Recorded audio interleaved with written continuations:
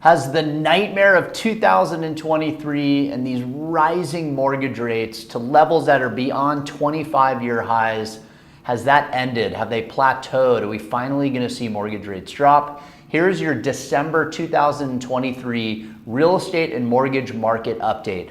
Now, I'm going to keep this one pretty high level as I do on the previous months, but we finally have some really good news to report. So I'm going to go over what's going on with mortgage rates, what's going on with home values this year.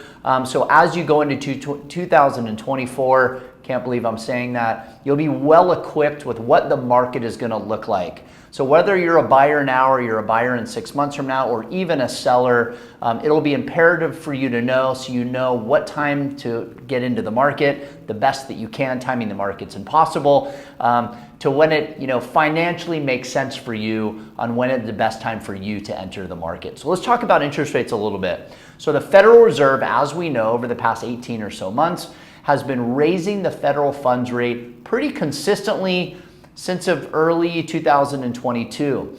Now, the last couple meetings that they met, they have decided to halt on raising the federal funds rate, which is good news. And the reason why they've been raising those rates, let's just go back to the whole reasoning behind all of this stuff, is they're trying to slow the economy.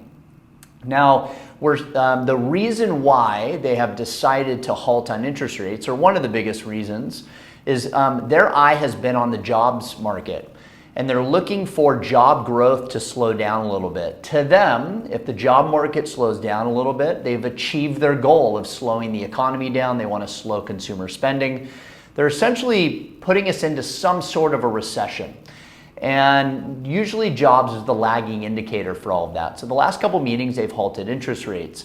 The last 3 or 4 weeks, and right now this is around the middle of December, we've seen a great run on mortgage rates. Inflation has been coming down over the last several months. We're finally seeing jobs slow, so job openings mean there's not much job growth or new jobs happening. So that in turn has really done well for the mortgage markets. Now we've seen interest rates drop. We were a little bit over 8% at the end of October. Now coming into December, we've seen rates get out of the 8s and back into the 7s. Depending on the scenario, your normal 30-year fixed mortgage rate at this moment in time is in kind of your low to high 7s, depending on the scenario. So we're down about 0.5% to 1% drop in about 4 weeks, which is a very big drop to interest rates.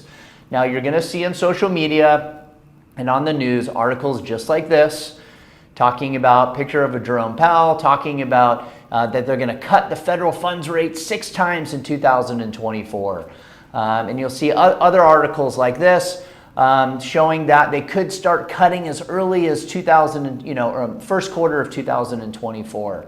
Now, I just want to say that while the signs are on the wall that the Fed will start to cut the federal funds rate in 2024, I want to be very clear that these articles that you're seeing online are not coming from the Fed. This is not the Fed saying that we're going to cut 6 times. This is not the Fed saying that we're going to cut rates in the first quarter of 2024. These are other economists that believe that the Fed is going to have to do that in order to keep control of the economy. Now, I hope these other economists are right, because if they are, we're going to start to see mortgage rates drop in a pretty dramatic fashion like we've seen in the past 4 weeks. The reality is the Fed, their rhetoric and their stance right now is that they're going to keep rates up. They have never said anything about cutting interest rates. So many believe it could happen in the next few months. Some say it could happen in the end of 2024. Whatever it is, it's finally come where we start to see interest rates dip down a little bit. We're going to have days where they're not good. We're going to have days that they're great. But I think the trend will start coming down in 2024. Now, something to keep very, very clear, especially if you're in the market to buy. Many are waiting on the sidelines for interest rates to drop. Some say that if interest rates drop 1%, that we could see 2 to 3 million buyers come back into the marketplace. Now, if you're thinking about buying in 2024, I believe that there is an opportunity in the next few months. And I'm not saying that you have to buy in the next few months, but if you are ready, if you have your ducks in a row, if we've pre-approved you, or if you've been pre-approved by another lender, now is the time to heavily start your search if it makes sense for you at this time in your life. The reason for that is If 1 million buyers come back into the marketplace, no one talks about the inventory level, and we are at an extreme low inventory level, almost historical lows. Now, we're going to see inventory pick up a little bit in 2024. But what people don't talk about is one of the biggest buyer pools in US history are the millennials, are waiting for interest rates to drop. In the United States right now at the end of 2023, there are about, on any given day, 550 to 700,000 homes available for sale in the entire United States. So if it's true that if rates drop 1% and 2 to 3 million more buyers are going to come back into the marketplace, we have that many buyers, we have that little inventory for sale. We're going to see similar to what we saw during the pandemic. Now, I don't think it's going to be that big, but a little bit of a frenzy. Essentially, what this means is a lot more competition in the market. So we're 2023, we saw elevated interest rates, not a ton of competition. So the people that bought in 2023 that could financially make sense of the higher interest rates are going to be happy that they bought, because in 2024, we're going to see competition again. We're going to see multiple offers. We're going to see the negotiation power that we've had, where we can negotiate a price reduction, or we can get seller credits and we can use those to get a lower interest rate, or we can use those credits to cover closing costs. We're going to start to see those opportunities go away because of the amount of competition that's coming. Now, another thing to keep in mind, how does that relate to home values? So as we come into the end of the year, I watch about 5 or 6 key indicators, Zillow, Case-Shiller, who monitor what home values are doing. So the results are in that through 2023 on a national average, home values increased in value 4 to 6%, depending on the area that you're in. Some areas more, some areas a little bit less. But the shocker to most is how did home values increase if rates are at 8%, if we're at an affordability crisis in the United States? How are home values going up? Well, it relates back to the inventory level. There is just simply not enough homes to satisfy the demand.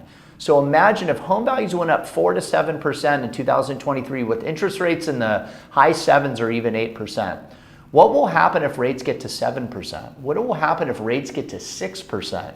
We're going to have a ton more buyers come back into the market, all competing for very few homes available for sale, which in turn is going to cause home values to continue to increase.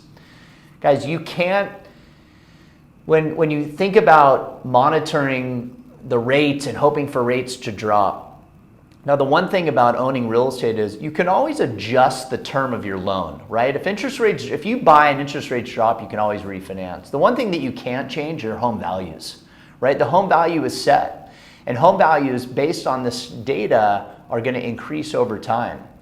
So you really need to think about the opportunity to have your ducks in a row and when is the best time for you to get in. And I feel there's going to be an opportunity in the first quarter to still have a little bit of negotiation power. But if all of these people are predicting interest rates to start coming down in a pretty big way in 2024, expect a lot of competition and expect home values to continue to rise. Now, I want to tell you about some opportunities that I'm seeing right now. Still with that negotiation power, we have multiple people that have bought homes in the past couple months, and even now going into the end of the year, where we've been able to negotiate some pretty big credits.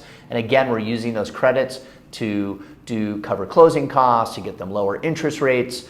So those opportunities are still there. Another really cool opportunity that has come out recently is you can now buy a 2, a 3, or a 4 unit property. As long as you live in one of those units, you can buy a multi-unit property with as little as 5% down payment.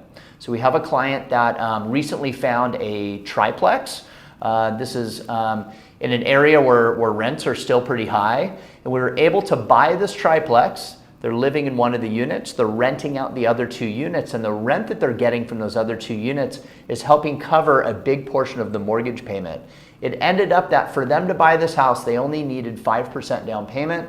And the beauty is the rents that they're getting from the other unit, the responsibility that they have that's left over after those rents was less than what they were paying in rent for their apartment. So there's some really cool opportunities out there. If you guys want to explore that, if you want more detail on what's going on with this market and what to expect in 2024, comment or reach out to me direct.